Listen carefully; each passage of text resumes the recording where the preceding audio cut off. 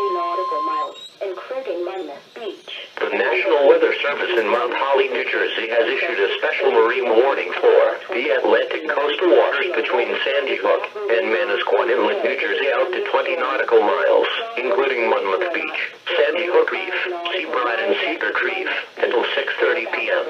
At 5:24 p.m., National Weather Service Doppler radar indicated a thunderstorm, producing strong winds 34 knots, or greater 5 nautical miles west of Monmouth Beach, or about over Fairhaven, moving east to 10 knots.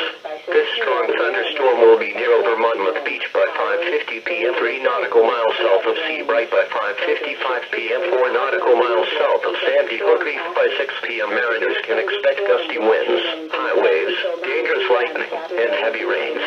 Boaters should seek safe harbor immediately until this storm passes.